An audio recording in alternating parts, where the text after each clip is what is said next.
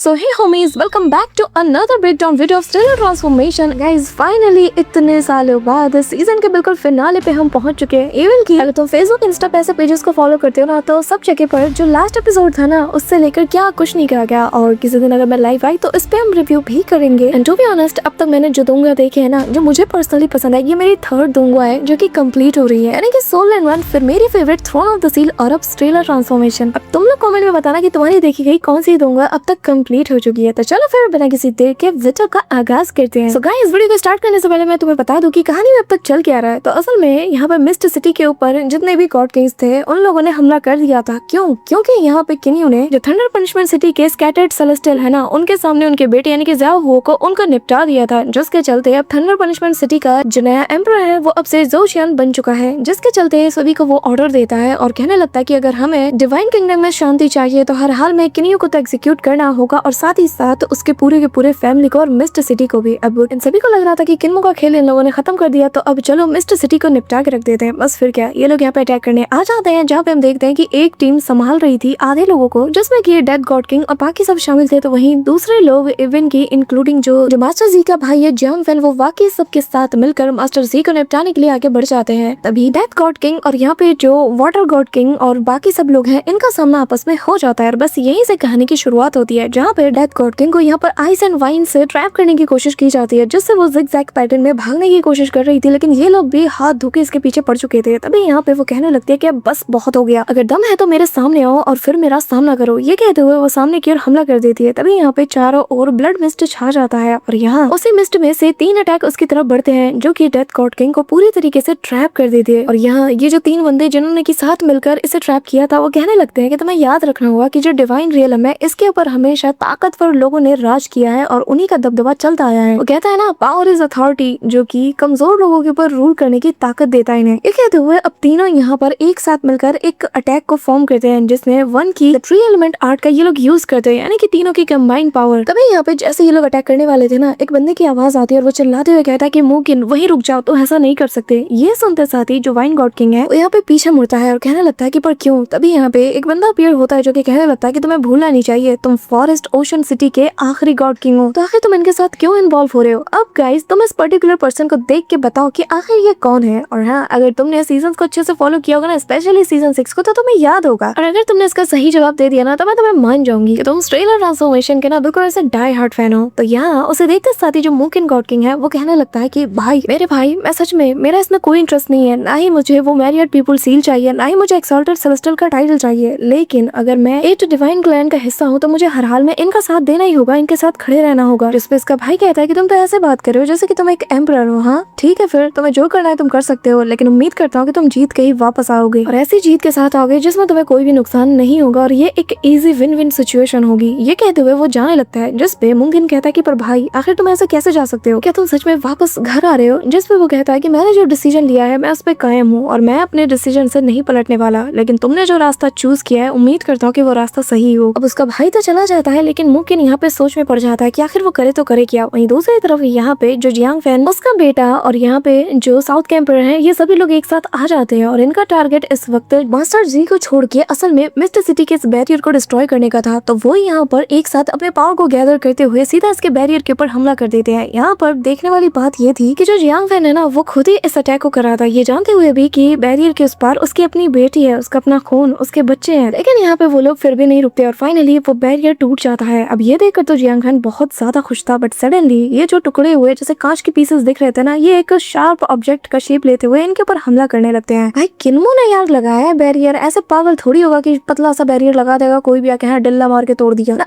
ऐसा तो बिल्कुल नहीं है। अब यहाँ पे हम देखते हैं कि वो यहाँ पे ना एक पोर्टल टाइप का बना देता है ताकि सारे के सारे ऑब्जेक्ट्स यानी कि ये जो अटैक्स हैं ये इसके अंदर चले जाएं। बट सडनली जैसे ये खत्म होता है, सडनली ये लोग देख के हैरान हो जाते हैं कि एक और बैरियर था जो कि पावरफुल फॉर्मेशन के जरिए से बनाया गया था, वो यहाँ पर मिस्ट सिटी को कवर किए हुए है। यहाँ पे जियांग फैन की सटक जाती है, वो यहाँ सभी से कहने लगता है कि चलो वापस से हम लोग मिलकर हमला करते हैं, चाहे जितने भी फॉर्मेशन इस किन्यू के बच्चे ने यहाँ पे सेट किए होंगे ना, हम सब के सब डिस्ट्रॉय कर लेंगे और हर हाल में हमें प्रिंसेस जियांग ली को वापस से रिक्लेम करना है। अब वो मैरियर पीपल सील भी ये कहते हुए अब ये लोग वापस से तैयार हो चुके थे। अब सभी लोग अटैक तो करते हैं, लेकिन इतने अटैक के बावजूद भी जियांग फैन एक बात तो मान चुका था कि किन्मो जैसा भी हो, इसके फॉर्मेशन जो है बाकी फॉर्मेशन की तरह नहीं है कि बस अंधाधुंध अटैक कर दिया और ये टूट जाएंगे। नहीं, मुझे इसके फ्लॉज को ढूंढना होगा, कैसे ये काम करता है पहले वो ढूंढना होगा, उसके बाद ही हम इसे तोड़ सकते हैं। और ये कुछ ऐसा है जो कि आज तक मैंने डिवाइन ट्रेलर में कभी नहीं देखा। यहाँ पे ना इसके पसीने छूट जाते हैं सोच सोच के, बट यहाँ जैसे वो गौर से देखता है तो वो पाता है कि मिस्टर सिटी के अंदर ना लाइफ एलिमेंट एनर्जी चारों ओर चक्कर काट रही है, विच मीन्स कि वो किसी को हील कर रही है या फिर कुछ तो काम कर रही है ऐसा जो कि किसी को रिवाइव करने से रिलेटेड है। अब ये देखकर भाई इसके सबसे पहले दिमाग में ख्याल आता है किन्यू का, क्योंकि वो जानता है कि लाइफ एलिमेंट एनर्जी ये लियार की पावर है और अगर वो इसे यूज कर रही है किसी को रिवाइव करने के लिए तो जाहिर है वो किन्यू ही होगा। और वो कहने लगता है कि क्या वो अभी भी जिंदा है। अब ये कहते हुए वो सभी से कहने लगता है कि हमारे पास ज्यादा वक्त नहीं है, हम इंतजार नहीं कर सकते, हमें हमारी फुल स्ट्रेंथ के साथ हमला करना होगा, सब के सब तैयार हो जाओ, मेरे कमांड पे हम एक साथ अटैक करेंगे और अब इस फॉर्मेशन को हम बाय फोर्स तोड़ेंगे। ये कहते हुए इनका जो कंबाइंड अटैक था वो सीधा बैरियर को हिट करता है और जो कि धीरे धीरे से मेल्ट जैसा कर रहा था, जो देखकर मिस्ट सिटी के अंदर जितने भी लोग थे ना, जितने भी सिटीजन्स थे, जो आम सिविलियंस थे, वो सब के सब पैनिक कर जाते हैं। लेकिन तभी हम हाउफी को देखते हैं जो कि एक पोर्टल के जरिए से इन्हें प्रोबेबली जो किन्यू का बनाया गया वो जो मिनी यूनिवर्स है ना उसके अंदर वो सभी को ले जाने लगता है और ये लोग एक एक करके उसके अंदर जा रहे थे और हाउफी सभी को यहाँ पे एस्कॉर्ट करते हुए कहता है कि जल्द से जल्द इसके अंदर जाओ, तुम लोग यहाँ पे सेफ हो। अब किन्यू के छोटे बेटे को भी हम देख पाते हैं जैसे कि अंकल फू यहाँ से ले जा रहे थे और वो बेचारा भी बहुत ज्यादा डर रहा था। तभी यहाँ पे किन से बाहर आता है जिसे देखकर अंकल फू से कहने लगते हैं कि क्या हुआ यंग मास्टर, जिस पे वो कहता है कि प्लीज आप लोग यहाँ से जाइए क्योंकि मिस्टर सिटी अब बहुत बड़े खतरे में है और मैं यहाँ से तब तक नहीं जाऊंगा जब तक मैं यहाँ के आखिरी बंदे को एस्कॉर्ट ना कर लूं। ये कहते हुए वो यहाँ से जाने लगता है। अब यहाँ पे जो किन्मो का छोटा बेटा है वो मन में कहने लगता है कि मेरा भाई तो ऑलरेडी फादर की हेल्प कर रहा है और मैं कुछ भी नहीं कर पा रहा। अब इस दौरान हम यहाँ पर एक अलग ही बिल्कुल स्पेस का सीन देखते हैं जहाँ पे किन्यू की बॉडी जो कि बहुत ही ज्यादा इंजर्ड सिचुएशन में थी वो यहाँ पे पड़ी हुई थी। इसके आसपास लाइफ एलिमेंट एनर्जी नजर आती है। तभी लियार यहाँ पे अपीयर होती है और जब वो किन्यू की हालत देखती है ना उसका दिल ऐसे टूट सा जाता है। उसे समझ नहीं आ रहा था कि आखिर वो ऐसी सिचुएशन को कैसे हैंडल करे, लेकिन कहता है ना कि प्यार आपको रास्ता दिखा ही देता है। वो यहाँ पे इतनी ज्यादा डेस्परेट थी उसे बचाने के लिए कि वो अपनी सारी जी जान लगा देती है, सारी पावर्स को झोंक देती है। यहाँ पे उसकी सारी एनर्जी किन्मो को रिवाइव करने में लग जाती है और इस दौरान वो इमोशनल होते हुए किन्मो को किस करती है। ऐसा लग रहा था मानो कि शायद वो आखिरी बार किन्मो को देख रही है। यहाँ पे हम देख पाते हैं कि किन्मो के पीछे जो गॉड किंग के जो रिंग्स थे ना वो तक शैटर्ड हो चुके थे, मतलब ये बिल्कुल डिस्ट्रॉय सा हो चुका था। ऐसा लग रहा था मानो जैसे उसके पीसेस को जोड़ के ना इसे वापस से जिंदगी दी जा रही हो। यहाँ पे लियार अपना पूरा दमखम लगा देती है एंड देन जब वो उसे किस कर रही थी ना उसकी बॉडी यहाँ से डिसअपियर हो जाती है। एक लाइफ एनर्जी फोर्स उसके आसपास क्रिएट हो जाता है और जो गॉड ऑफ लाइफ है ना उसकी पूरी पावर को लियार जैसे यूज करती है किन्मो के ये जो पीसेस है ये आपस में जुड़ने लगते हैं। लेकिन जैसे इसके रिंग्स बनते हैं और इस दौरान किन्मो जिस यूनिवर्स को क्रिएट कर रहा था ना जिसमें बस थोड़ी सी कमी रह गई थी, कहीं ना कहीं वो लाइफ फॉर्म की कमी थी, अचानक से लियार के सेक्रीफाइस के चलते किन्मो का यूनिवर्स जैसे कंप्लीट हो जाता है। एक एनर्जी यहाँ पे चारों ओर फैल जाती है जो कि प्रोबेबली लाइफ फॉर्म था। तभी यहाँ किन्मो की बॉडी पूरी तरीके से रिस्टोर हो जाती है, उसकी इंजरीज जो कुछ भी था सब कुछ धीरे धीरे ठीक हो जाता है। वहीं दूसरी तरफ आशुरा गॉड किंग और यहाँ पे जो मास्टर जी थे इनके बीच अलग ही बैटल चल रहा था, जहाँ आशुरा गॉड किंग अपने पीक फॉर्म के साथ मास्टर जी के साथ बैटल कर रहा था। वहीं दूसरी तरफ साउथ के एम्परर हुआंगफू है ना वो भी अपने 1000 स्वॉर्ड के जरिए से उसके ऊपर हमला कर देते हैं, लेकिन मास्टर जी इजीली इसे काउंटर करते हुए उसके ऊपर हमला करने जाता है। लेकिन आशुरा गॉड किंग आकर उसकी जान बचा लेते हैं और फिर हुआंगफू से कहने लगते हैं कि एक बात बताओ, क्या तुम सच में अपने फुल पावर का यूज कर रहे हो? अगर नहीं तो मरने का इतना शौक है ना तो जाके किसी और कोने में मरो, मैं यहाँ पे किसी को प्रोटेक्ट करने के लिए नहीं खड़ा। ये सुनकर तो अब यहाँ पे हुआंगफू भी अपनी पूरी पावर को अनलीश करता है, जो कि यहाँ पर काफी सारे स्वॉर्ड के जरिए से एक स्वॉर्ड वॉरियर बना देता है, एक चक्र टाइप का मान लो, जिसका सेंटर था अपने मास्टर जी और उसके ऊपर सारे स्वॉर्ड से हमला कर देता है। लेकिन मास्टर जी भी इसे रोकने के लिए अपने पावर्स का यूज कर रहे थे और बखूबी इन सबको डॉज कर रहे थे, पर तभी बीच में आ जाती है ब्लड सी क्वीन, जो कि आते साथ ही एक ब्लड वॉर्टेक्स को बना देती है और यहाँ पर अपने ब्लड स्ट्रिंग के जरिए से उसके पैर हाथ स्वॉर्ड सभी को जकड़ लेती है। कहने लगते हैं कि चलो देखते हैं कि आखिर तुम कब तक ये सब झेल पाते हो। लेकिन मास्टर जी एक स्लैश अटैक करते हुए उसके वॉर्टेक्स से बाहर निकल जाते हैं, जहाँ पे उसका स्वागत करने के लिए ऑलरेडी आशुरा गॉड किंग मौजूद था। अब यहाँ उसके पोटेंशियल को देखकर ना आशुरा गॉड किंग बहुत ज्यादा सरप्राइज था, उसके पर अटैक करते हुए कहता है कि चलो ठीक है फिर देखते हैं कि तुम आखिर मुझे कब तक एंटरटेन करते हो। अब ये कहते हुए वो वापस से उसके ऊपर अपनी फुल पावर के साथ टूट पड़ता है। वहीं दूसरी तरफ यहाँ बैम्बू गॉड किंग और यहाँ पे जो हमारा सेवल था इनकी हालत खस्ता हो चुकी थी, क्योंकि जो 10,000 रिवर एंड माउंटेन डोमेन है वो अब अपने लिमिट तक पहुंच चुका था, चारों ओर आग लग चुकी थी और यहाँ पे जो गॉड किंग है ना वो भी कह रहा था कि अपने ज्यादा देर तक इसे हैंडल नहीं कर सकता। अब अचानक से हम देख पाते हैं कि ये डोमेन डिस्ट्रॉय हो जाता है और अब यहाँ पे जो जोशियान है वो यहाँ पर जो रॉक गॉड किंग है उसके साथ मिलकर यहाँ पे बैम्बू गॉड किंग का सामना करने के लिए उसके पीछे चला जाता है, जिसके बाद यहाँ पे जो रॉक गॉड किंग है वो चारों तरफ बैरियर बना के उसे रोक लेता है। अब जोशियान कहता है कि अब तुम भाग के कहाँ जाओगे। हाँ, वहीं दूसरी तरफ सेबल की हालत भी खस्ता हो चुकी थी, क्योंकि यहाँ इसके पीछे भी दो गॉड किंग्स पड़े हुए थे जो कि बड़े बड़े मीटियोर से उसके ऊपर हमला कर रहे थे, जिसके चलते सेबल भी अब यहाँ से भागने पे मजबूर था और मन में कहता है कि बस थोड़ी देर और, मेरा भाई किसी भी वक्त आता ही होगा। वहीं दूसरी तरफ यहाँ पे जियांग फैन भी अपनी पूरी जिद्दोजहद लगाकर उस बैरियर को तोड़ने में लगा हुआ था, और यहाँ वो उसे तोड़ते हुए बस मन में यही कह रहा था कि बहुत जल्द, अब बस बहुत जल्द मैंने जो कुछ भी खोया है मैं वो हर एक चीज आज हासिल करके रहूंगा। यहाँ पर उसकी आंखों में सबसे पहला चेहरा जो आता है वो था मिस जियांग ली का फेस। अब गाइस यहाँ पे अगले ही पल पूरा का पूरा फॉर्मेशन डिस्ट्रॉय हो जाता है, जिसके चलते जियांग फैन बहुत ज्यादा खुश था और अब वो कहने लगता है कि चलो सबके सब पूरे के पूरे मिस्ट सिटी को नेस्तनाबूद कर देते हैं। अब यहाँ जैसे ही पहला अटैक मिस्ट सिटी के एंट्रेंस पे होता है ना, तो यहाँ एंट्रेंस पूरी तरीके से डिस्ट्रॉय हो जाता है और इसकी आवाज दूर दूर तक सबके कानों में जाती है। इवन कि आशरा गॉड किंग जब ये सुनता है तो वो मास्टर जी को यहीं पे छोड़कर सीधा उस ओर जाने लगता है। यहाँ पे ये लोग इसे ट्रैप करते थे और मास्टर जी चिल्लाते हुए कहते कि नहीं ऐसा मत करो प्लीज, वहाँ मत जाओ। अब गाइस यहाँ पे जो बाकी सारे लोग थे ना उनको भी ये इन्फॉर्मेशन मिल जाती है और अब ये सब लोग भी सीधा उसी ओर बढ़ने लगते हैं। सबके सब कह रहे होते हैं कि फॉर्मेशन टूट चुका है, चलो अब वहाँ पर जाकर हम बाकी सारी चीजों को देखेंगे। अब यहाँ पर सभी लोगों को फिक्र हो रही थी। अब यहाँ पे मोकिन समेत जो बाकी सारे गॉड किंग्स थे जिन्होंने की डेथ गॉड किंग को यहाँ पे ट्रैप करके रखा था, वो लोग भी कह रहे होते हैं कि अब इससे लड़ने का कोई फायदा नहीं। अब मिस्ट सिटी का गेट ओपन हो चुका है, तो अब बारी है कि हम वहाँ पे एंटर हों, वहाँ पे जाकर ना उन सबको सबक सिखाएं, उन्हें पता तो चले कि आखिर जिसके सिटी में वो रह रहे हैं उसने कितना बड़ा जुर्म किया है। अब ये लोग यहाँ से चले जाते हैं। वही दूसरी तरफ यहाँ पे हम किन्मो की बॉडी को देख पाते हैं, जिससे धीरे धीरे होश आने लगता है और जैसे ही वो अपनी आंखें खोलता है ना, वो खुद भी खुद को सही सलामत देखकर हैरान था, लेकिन वो समझ आता है कि लिया ने इसकी मदद की है। यहाँ पे किन्मो पहले से ज्यादा बेहतर फील कर रहा था और तभी वो स्माइल करते हुए जैसे अपने डिवाइन सेंस से देखता है ना कि यहाँ पर सभी लोग आ चुके हैं, तो वो कहने लगता है कि ठीक है फिर अब बारी है कि इनके साथ जो मेरा स्कोर है उसे सेटल किया जाए। यहाँ पे किन्मो रेडी था इन सभी को धूल चटाने के लिए। दूसरी तरफ हम यहाँ जियांग फैन को देखते हैं जो कि सिटी के अंदर एंटर हो चुका था, लेकिन सडनली उसे कुछ अजीब सा फील होता है, लेकिन फिर भी वो आसपास देखते हुए आगे की ओर बढ़ जाता है। दूसरी तरफ यहाँ पे हम हाफी और यहाँ पे किन्सी को देख पाते हैं जो कि जैसे ही जोशियान को अपने सामने देखते हैं ना, तो एक बैरियर को बना लेते हैं और कहने लगते हैं कि खबरदार जो तुम आगे बढ़े। अब यहाँ पे बाकी सारे गॉड किंग्स भी आ जाते हैं। इस दौरान जोशियान अपनी थंडर पावर का यूज करते हुए ये जो बैरियर बनाया था ना किन्सी ने, उसको ये डिस्ट्रॉय कर देता है, जिसके चलते बेचारा ये बच्चा बहुत बुरी तरीके से वहाँ पे इंजर्ड हो चुका था। इस दौरान यहाँ पे जोशियान बच्चे के सामने अपने पावर का दबदबा दिखाते हुए सारे के सारे गॉड किंग्स के सामने कहने लगता है कि आज पूरा का पूरा गॉड रियलम देखेगा कि जो लोग किनियो को फॉलो करते हैं उनके साथ क्या हशर होता है। ये कहते हुए वो अपने वेपन को निकाल लेता है, जहाँ निकालता है वो अपनी थंडर चेन को और यहाँ किसी चाबुक की तरह से चलाते हुए ना सीधा हाउफी के ऊपर हमला करता है। यहाँ हाउफी बेचारा जो कि इस अटैक को आता हुआ बस देख पा रहा था, सेकंड के आधे हिस्से में ही लिटरली उसके नाक के पास ये अटैक पहुंच चुका था। मौत उसे अपने सामने नजर आ रही थी, बट सडनली यहाँ पे किन्मो टाइम को बिल्कुल फ्रीज सा कर देता है, पकड़ते अपने बेटे और भाई को और यहाँ से उन्हें डिसअपीयर करते हुए इन सब के ऊपर एक इंटेंसली हेवनली प्रेशर डालने लगता है। सारे के सारे गॉड किंग घुटनों के बल उसके आगे झुक जाते हैं और सडनली किन्मो इस पूरे के पूरे जगह को ना अपने न्यू यूनिवर्स में शिफ्ट कर देता है और अपने भाई और बेटे को तो सबसे पहले यहाँ से गायब करता है। यहाँ पे हम देख पाते कि अचानक से इन सब के ऊपर से ये प्रेशर हट जाता है और जोशियान जिसने कि यहाँ पर बड़े भाव के साथ जो चाबुक चलाया था ना, अचानक से जैसे उसका अटैक मिस हो जाता है, इसके होश उड़ जाते हैं और वो कहता है कि आखिर ये दोनों कहाँ गए। अभी यहाँ पे किन्यो जो कि हवा में फ्लोट कर रहा था अपने दोनों बाहें फैलाता है और सारे के सारे लोगों से कहता है कि मेरे इस न्यू यूनिवर्स में आप सभी का स्वागत है। यहाँ वो जब सभी को ये बात बताता है ना, सबके होश उड़ चुके थे, लेकिन जोशियान वो तो ये देख के हैरान था कि किन्यो ये मरा नहीं। अब यहाँ पे जो ब्लड क्वीन थी ना, वो यहाँ फ्लाई करने की कोशिश करती है, लेकिन वो कहती है कि आखिर मैं उड़ क्यों नहीं पा रही। तभी यहाँ पे वांगफू कहता है कि यहाँ का जो स्पेटियल लॉ और जो टाइम लॉ है ये कम्प्लीटली डिफरेंट है, हमारे डिवाइन रियलम से तो बहुत ज्यादा डिफरेंट। सभी लोग हैरान थे। तभी जोशियान कहता है कि ये इसकी कोई और चीप ट्रिक होगी, कोई भी इसकी बात पे यकीन नहीं करेगा, ये झूठ बोल रहा है, हमें बस एक साथ मिलकर इसे अटैक करना होगा, इस पे अटैक करके हम इसे मार सकते हैं, चलो सब लोग मेरा साथ दो। लेकिन यहाँ पे कोई भी गॉड किंग एक लफ्ज नहीं बोल पाता, क्योंकि भले ये बेवकूफ हो, वो थोड़ी बेवकूफ है। वो सभी लोग जानते कि ये डिवाइन रियलम नहीं है, इस वक्त वो किनियो के न्यू यूनिवर्स स्पेस में है, जहाँ पर सिर्फ किनियो का राज चलता है। ये देखकर जोशियान इमीडिएटली अपने होने वाले ससुर यानी कि जियांग फैन की तरफ देखता है, लेकिन वो भी इससे नजरें फेर लेता है, क्योंकि वो भी सच्चाई जानता था। अब वो सभी के पास जाकर कहने लगता है कि आखिर तुम लोगों को हो क्या गया है, तुम लोग जवाब क्यों नहीं दे रहे हो। तभी यहाँ पे किन्मो कहने लगता है कि अच्छा तो ऐसी बात है, लगता है कि सेक्रेड एम्परर जोशियान उनके कुछ अलग ही प्लान है। ये कहते हुए किन्मो से पकड़ता है और पूरे स्पेस का जैसे एक चक्कर सा लगाता है, इसका दिमाग घूम जाता है और इसे ला के सीधा इसके थंडर पनिशमेंट सिटी में ही पटक देता है। जो देखकर वो बंदा काफी ज्यादा खुश था और कहने लगता है कि क्या मैं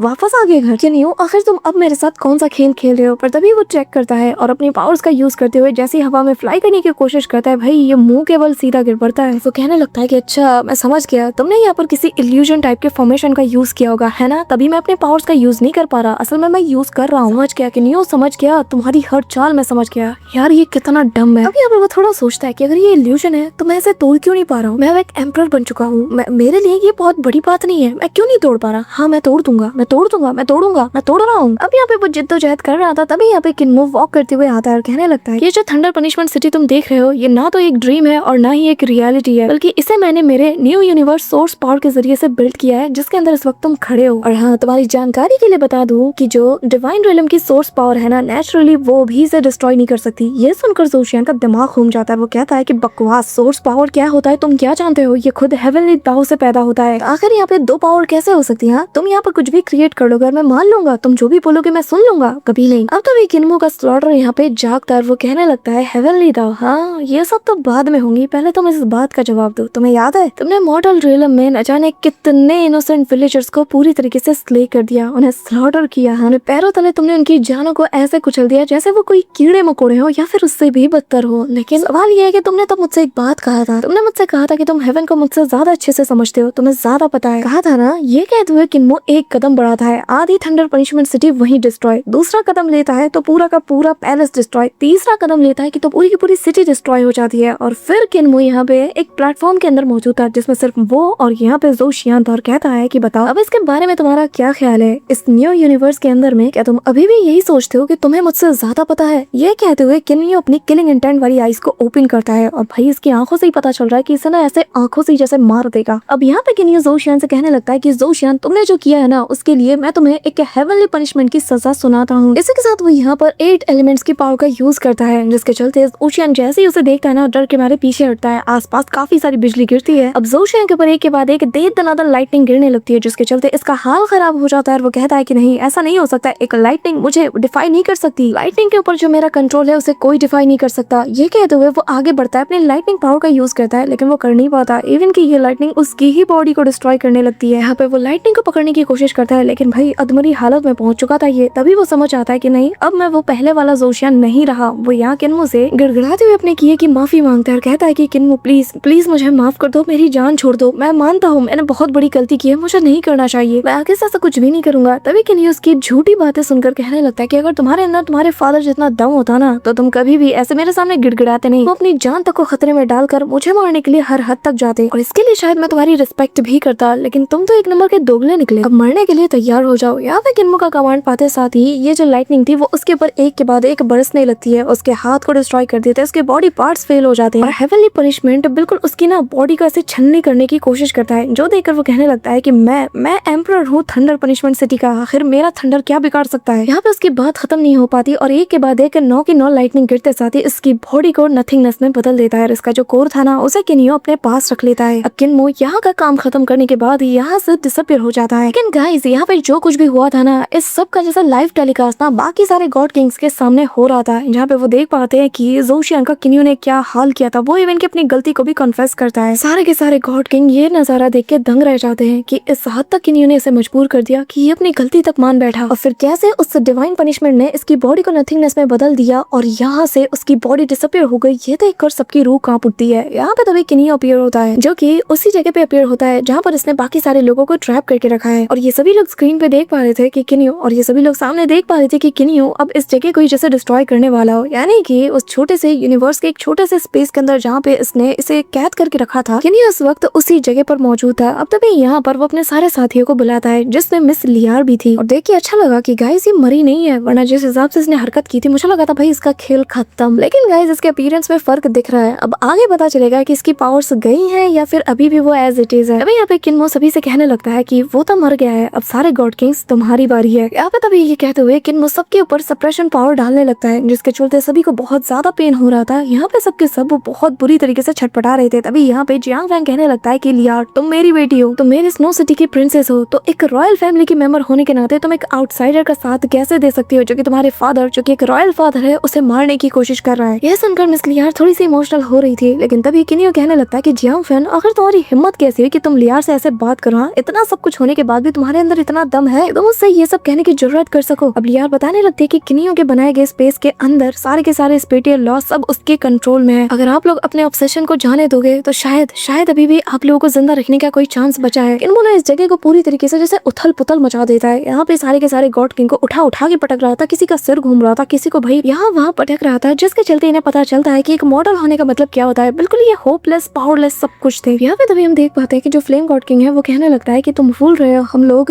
8 एम्परर्स हैं और हमारे आगे तुम ऐसी हरकत करो, हमें ह्यूमिलेट करो, हम कभी बर्दाश्त नहीं करेंगे। जो सुनकर किन्नो हाफी को ऑर्डर देता और कहता है कि जाओ और जाके जरा इन्हें इनकी औकात दिखा दो। अब हाफी अपने उस जाइंट से स्टिक का यूज करते हुए ना इनकी बहुत बुरी तरीके से धुलाई लगाता है। लिटरली वो उठा के इन्हें मार रहा था, यहाँ वहाँ पटक रहा था, जिसके चलते इन लोगों को बहुत ज्यादा पेन होता है। सभी लोग दर्द के मारे छटपटा रहे थे, लेकिन हाफी रुकता नहीं। यहाँ पे ये जो छोटा सा स्पेस जो कि किसी बेसबॉल जैसा लग रहा था, किन्मो ना अपने छोटे भाई को इससे खेलने देता है और वो यहाँ पे इसे बॉल समझ के बहुत बुरी तरीके से धुनाई लगाता है। इतनी बुरी तरीके से मारता है कि बिना साबुन पानी के इन्हें धो के रख देता है। मतलब किस बात के गॉड किंग्स यार, इनके सारी हवा डाइट कर देता है। वो आधे से ज्यादा लोग तो अनकॉन्शियस होके गिर चुके थे, लेकिन अभी यहाँ पे जो मुमकिन था वो जैसे ही हाफी को देखता है ना तो उसकी आंखों को देखकर समझ आता है और कहने लगता है कि क्या तुम्हें एक्सॉल्टेड सेलेस्टियल शाओ याओ ने भेजा है ताकि तुम किन्नियो की हेल्प कर सको। अब ये देखकर हाफी कहने लगता है कि क्या, कौन एक्सॉल्टेड सेलेस्टियल, कौन शाओ याओ, लगता है तुम्हारा दिमाग खराब हो गया है। ये कहते हुए वो वापस से इनकी धुनाई करना शुरू कर देता है। तभी यहाँ पे जो किन्नियो था वो कहने लगता है कि अब रुक जाओ। अब किन्नियो इन सबसे कहने लगता है कि ये जो छोटे मोटे टॉर्चर अभी तुम पर किए गए हैं ना, ये सब कुछ वो टॉर्चर्स हैं जो तुम कैजुअली दूसरों के ऊपर करते आ रहे हो। अब बताओ कैसा लग रहा है इसे टेस्ट करके। यहाँ पे सभी लोगों की बोलती बंद थी। तभी किन्नियो कहता है कि तुम लोग मेरी सिटी को डिस्ट्रॉय करने आए थे ना, मुझे डिस्ट्रॉय करने आए थे, मेरी फैमिली को रूइन करने आए थे ना, ठीक है फिर हमारी ये गलतफहमी भी आज मैं डिस्ट्रॉय करके रख दूंगा। यहाँ पे ये सुनकर जियांग फैन कहता है कि किन्नियो अपनी हद पार मत करो, मुझे नहीं पता कि तुमने कौन सी ट्रिक का यूज किया है जिसके जरिए से तुमने इस जगह के लॉ पावर्स को पूरी तरीके से सील कर दिया है, लेकिन फिर भी हम फिर भी एम्परर्स हैं, वो भी चोजन सेक्रेट एम्परर्स जिन्हें की खुद एक्सॉल्टेड सेलेस्टियल ने अपॉइंट किया है। तभी वो वाकई सबसे कहने लगता है कि अगर जिंदा रहना चाहते हो तो अभी के अभी अपने सोर्ड स्प्लिट पर्ल्स को बाहर निकालो, इसका यूज करके हम लोग यहाँ से निकल सकते हैं। बस फिर क्या, सबके सब एक एक करके अपने सोर्ड स्प्लिट पर्ल्स को बाहर निकालने लगते हैं। जो देखकर किन्मो कहने लगता है कि क्या तुम लोग को वाकई में लगता है कि ये पर्ल्स तुम्हें यहाँ से निकाल सकते हैं? तुम्हें क्या लगता है कि तुम कोई चोजन पर्सन हो, या वाकई में तुम्हें लगता है कि तुम लोग इसके मास्टर हो, इसे ऑर्डर दे सकते हो, कमांड कर सकते हो? नहीं, बिल्कुल नहीं। ये कहते हुए किन्यो यहाँ पे चुटकी बजाता है और इनके जो सोर्ड स्पिरिट पर्ल्स थे ना उन सभी को वो अपने पास बुला लेता है, जो देखकर सबके मुंह खुले के खुले रह जाते हैं। और किन्मो कहने लगता है कि अगर ऐसी बात है अब मैं तुम्हें दिखाऊंगा कि मेरी ट्रू स्ट्रेंथ क्या है। यहाँ पे तभी किन्मो अपने उस पूरे के पूरे फाउंडेशन को इनके सामने उतार के रख देता है, जिसके जरिए से उसने अपने यूनिवर्स को क्रिएट किया। और ये देखकर भाई Jiang fan, Ashura God king के पैरों तले जमीन खिसक जाती है। अपने आप ही ये लोग पीछे हटने लगते हैं और यहाँ जियांग फैन कहता है कि क्या ये क्या है? आशुरा गॉड किंग जैसे कि इन सब के बारे में सबसे ज्यादा नॉलेज है, वो कहता है कि ये तो अपने आप में ही स्पेस लॉज और टाइम लॉज है। अभी यहाँ पे ब्लड सी क्वीन कहने लगती है कि उससे भी ज्यादा सारे एलिमेंट, सारे रियल और सारे के सारे जो एलिमेंट सोर्स पर्ल्स हैं वो सारे के सारे एक जगह पे गैदर हो चुके हैं। जरा देखो, आंखें खोलो आशुरा गॉड किंग, आंखें खोलो। यहाँ पे आशुरा गॉड किंग को भी समझ आ जाता है कि ये लोग अब किसी डिवाइन रियलम में नहीं है। आशुरा गॉड किंग समझ चुका था कि ये अब इनका डिवाइन किंगडम नहीं बल्कि ये इंटायरली एक न्यू यूनिवर्स है, जहाँ पर इनके जो स्पिरिट सोर्स पर्ल है वो भी किन्मो के इशारे पे काम कर रहे हैं, जिसके अंदर बिल्कुल ही अलग और काफी ज्यादा terrifying time and space laws मौजूद है। और किन्यो तुम इसके मास्टर हो,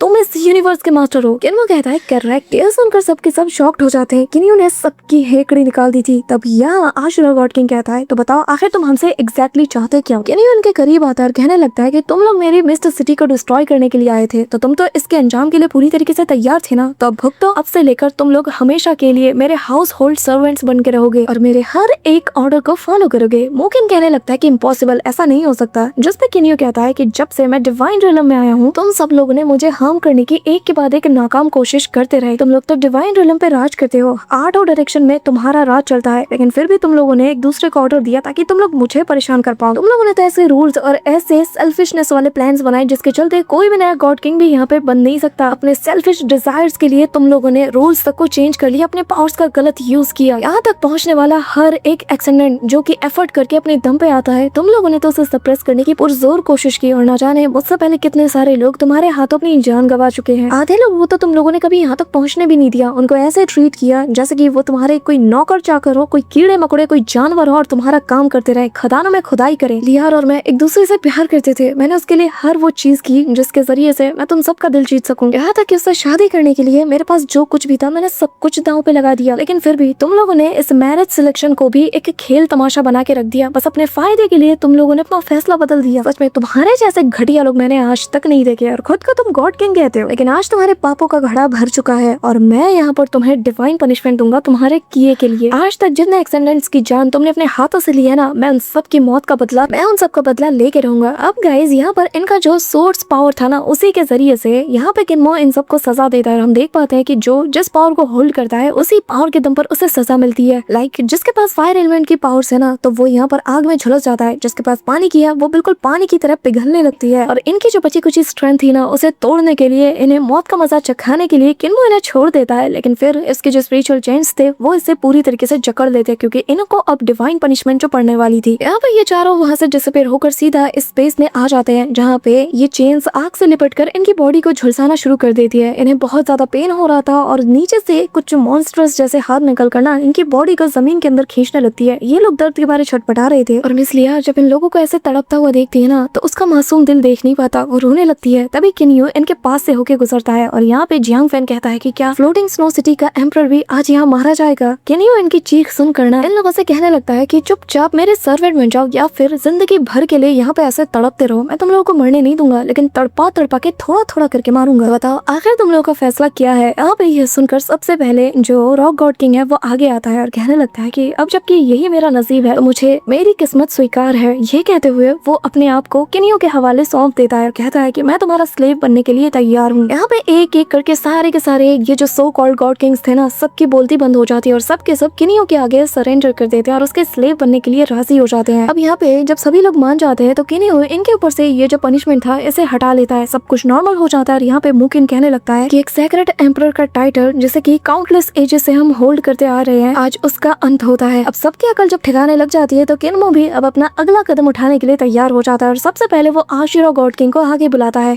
और यहाँ पे एक एक करके जितने भी सेक्रेट एम्परर्स हैं उन सभी का वो नाम लेने लगता है। सबसे पहले आशिरो गॉड किंग, फिर बारी आती है साउथ एम्परर यानी कि हुआंगफो, फिर बारी आती है north secret emperor Jiang Fan और ब्लड डीमन क्वीन यूशा। ये चार ऐसे वो नाम है जिन्हें किन्मो सबसे पहले स्पेशली यहाँ पे आगे बुलाता है और कहने लगता है कि मैं आप लोगों को जाने दूंगा अगर आप खुद के अंदर बदलाव करके खुद को सुधारते हो। ये कहते हुए वो यहाँ पे जो बाकी के गॉड किंग्स थे और जो एम्परर्स थे उन सभी के ऊपर अपना स्लेव मार्क इम्प्रिंट करता है। मुझे पता था मेरी फेवरेट ब्लड डीमन क्वीन को कोई कैसे नुकसान पहुंचा सकता है। हाँ, उसने जो थोड़ी बहुत गलती की थी ना इन सबकी बातों के, अगर उसकी सजा मिल गई। बट गाइस जब यहाँ पे मिस लियार का स्वयंवर चल रहा था तो वो अकेली ऐसी बंदी थी जिसने सबके अगेंस्ट जाके किन्यू का साथ दिया था। रही बात साउथ एम्परर हुआंगफो की, तो तुम्हें पता ही है कि उनका तो वो फॉर्मेशन मास्टर था, उन्होंने किन्मो की कितनी ज्यादा मदद की। वो बात अलग है कि यार उन्होंने जो गलती की है उसकी सजा तो उन्हें मिल के रहेगी। यहाँ पे इन सभी को ऐसे सजा में तड़पता हुआ देख करना जो हाफी था वो काफी ज्यादा खुश था और वो हंसते हुए कहता है कि जरा देखो तो इनके सारे हेकड़े निकाल दी मेरे भाई ने, अब ये लोग हमारे सर्वेंट बन के रहेंगे। अब गाइस हमें थोड़ी देर बाद का सीन दिखाया जाता है जहाँ पे किन्यू ने ब्लड सी क्वीन को अपने पास बुलाया था और वो उसे बताता है, देखो ब्लड सी क्वीन, तुमने मुझे जान से मारने की कोशिश की थी और मैं उसके बदले में बस इतना चाहता हूँ कि अगले आने वाले 100 मिलियन ईयर्स तक तुम मुझे सर्व करो, लेकिन तुम फिर भी रिफ्यूज कर रही हो। हाँ, अब तभी हम देखते हैं कि उसका जो स्लेव मार्क था ना वो अचानक से यहाँ पे ग्लो करने लगता है, जिसके चलते उसके सिर में बहुत ज्यादा पेन हो रहा था। अब यहाँ पे वो कहने लगते हैं कि हाँ अब तो मैं तुम्हारी स्लेव हूँ, तो मैं शायद कुछ बोल भी नहीं सकती, लेकिन मैं बस इतना कहना चाहूंगी कि मेरे पास मेरे रीजंस है कि मैंने उस दिन तुम्हें क्यों जाने दिया। मैं चाहती तो तुम्हें मार सकती थी, तो अगर तुम मुझे जाने देते हो ना तो फिर मैं तुम्हें वो रीजन बता दूंगी। यहाँ पे किन्यू जैसे ये सुनता है तो वो स्लेव इम्प्रिंट को उसके सिर से हटा देता है और कहता है कि इंटरेस्टिंग, चलो फिर सुनते हैं कि आखिर तुम्हारे पास कौन सा रीजन है। अब वो बताने लगती है कि उस फाइनल मोमेंट में मुझे किसी ने वॉइस ट्रांसमिशन के जरिए से कहा था कि मैं तुम्हें परेशान ना करूं और तुम्हें जाने दूं, इसीलिए मैंने तुम्हें जाने दिया। जिस पे किन्यू कहता है कि क्या वो एक्सॉल्टेड सेलेस्टियल शाओ याओ है। सुन के तो वो हैरान थी और कहती है कि आखिर तुमने गैस कैसे किया। किन्यू बताने लगता है कि मेरे पास कुछ लोग हैं जिनसे मैंने उनसे जुड़ी कुछ पुरानी कहानियां सुनी थी और बस इसी से मैंने अंदाजा लगाया। लेकिन ये सुनकर अब किन्यू के मन में ये सवाल और ज्यादा बढ़ता जा रहा है कि एक एक्सॉल्टेड सेलेस्टियल शाओ याओ वो मेरी मदद क्यों करेगा। तभी वो उससे पूछता है, अब तुम बताओ मुझे कि आखिर उसने मेरी मदद क्यों की होगी। जिस पे वो बताने लगती है कि जब वो एक एक्सॉल्टेड सेलेस्टियल बन गया तो तब से लेकर बहुत ही ऐसे कम चांसेस आए हैं जब हमने मुश्किल से एक दूसरे से बातचीत की हो, देखना तो दूर की बात है, तो मैं तुम्हें नहीं बता सकती। ये सुनकर किन्यू कहता है कि मैं समझ गया और फिर वो उसे यहाँ से जाने का ऑर्डर देता है। अब यहाँ पे जाते हुए ना अचानक से वो रुक जाती है और मुड़ती है और कहती है कि क्योंकि तुमने अपने वादे के मुताबिक काम किया है तो फिर मैं तुम्हें एक और चीज बताना चाहती हूँ। उस दिन सिर्फ एक्सॉल्टेड सेलेस्टियल शाओ याओ ने सिर्फ तुम्हारा नाम मेंशन नहीं किया था, उसने स्पेसिफिकली तुम्हारे अलावा हाफी का नाम भी लिया था और मेरे ख्याल से तुम्हें हेल्प करना तो वो बस एक कवर की तरह यूज करना चाहता था। असल में उसका गोल था कि वो हाफी को उस वक्त सुरक्षित रख पाए, मतलब कि ये कि अल्टीमेटली वो तो हाफी की हेल्प करना चाहता था। अब यहाँ पे तभी उसे आशिरो गॉड किंग से जुड़ी एक बात याद आती है। जब किन्यू उनसे मिला था तो उसने बताया था कि यहाँ पे एक रीजन है, जिस पर्सन ने मुझे हाफी को ट्रेन करने के लिए कहा वो और कोई नहीं बल्कि एक्सॉल्टेड सेलेस्टियल शाओ याओ है। अब यहाँ पे किन्यू सोच में पड़ जाता है और कहता है कि कहीं एक्सॉल्टेड सेलेस्टियल शाओ याओ और हाफी के बीच में कोई ऐसा रिलेशनशिप तो नहीं है जिसके बारे में मैं अनजान हूँ, और अगर जो मैं सोच रहा हूँ वाकई में वही रिलेशनशिप हुआ तो फिर तभी यहाँ पे उसे एक आवाज आती है। अभी यहाँ पे उसका बटलर बताने लगता है कि मास्टर पर्पल मिस्ट्री मेंशन से एक मिस्टीरियस एक्सपर्ट आए हैं जो कि आपसे मिलना चाहते हैं और देखने से ऐसा लग रहा है कि शायद वो कोई गॉड किंग है। ये सुनकर किनियो यहाँ से डिसअपीयर हो जाता है और यहाँ हमें दिखाया जाता है कि मेंशन के आसपास एक बंदा जो कि किनियो के इस वास्ट मेंशन को देखकर इसे निहार रहा था और कहने लगता है कि ये कितना कमाल का है, लेकिन फिर भी ये बस एक लो ग्रेड के हेवनली डिवाइन ग्रेड आर्टिफैक्ट से बनाया गया है, या फिर मैं ये कहूँ कि ये अपने आप में ही एक डिवाइन आर्टिफैक्ट है। अब किनियो यहाँ पे आ जाता है और वो भी इस बंदे को देख रहा था जो कि अजीबोगरीब हरकतें कर रहा था। लिटरली वो दीवारों को ऐसे पकड़ पकड़ के चेक कर रहा था और बड़ी तारीफें कर रहा था। अभी तभी हम बटलर को देख पाते हैं जो कि आगे आते साथ ही कहने लगता है कि ओल्ड मास्टर क्या सच में ये आप हो? यहाँ पे वो बंदा उसे देखकर कहता है कि आप हो क्या, ये सच में तुम हो? यहाँ पे वो बटलर बहुत ज्यादा खुश था और कहता है कि इतने सालों बाद मैं आपको वापस से देख पाया। यहाँ पे तभी किनियो आगे आता है और बटलर बताने लगता है कि मास्टर इनसे मिलिए, ये असल में चू युआन है जो कि ओल्ड मास्टर है और इतने सालों की जर्नी के बाद फाइनली ये लौट के वापस आ चुके हैं। अब किनियो यहाँ पे इसे एल्डर ची हु कह के इसे रिस्पेक्ट देता है। किन्मो को एल्डर कहता हुआ देखकर वो जोर जोर से हंसता है और कहने लगता है कि तुम खुद को ऐसे मेरे सामने जूनियर मत दिखाओ, हालांकि मैं अभी अभी वापस आया हूँ, लेकिन सच में तुम्हें देखकर मुझे बड़ी खुशी हो रही। तो तुम ही हो वो किनियो जिसके चर्चे चारों ओर सुनता आ रहा हूँ। किनियो बताने लगता है कि आपके एहसान को मैं कैसे भूल सकता हूँ, आपने मुझ पर कितना ज्यादा काइंडनेस दिखाया है, आपने मुझे वो टेम्पल भी दिया और सच में आपकी जो आर्टिफैक्ट रिफाइनिंग मेथड्स है वो कमाल की है और जिसके लिए मैं जितना आपका शुक्रिया अदा करूँ उतना कम है। यहाँ पे वो उसे बहुत ही अच्छे से रिस्पेक्ट देता है और फिर कहता है कि चलो एल्डर ची हो के लिए हम एक वेलकम फीस्ट रखते हैं। अब यहाँ पे ये लोग जाते हैं, खाते पीते हैं। इस दौरान यहाँ पे वो एल्डर बताने लगता है कि किन्हीं एक बात बताओ,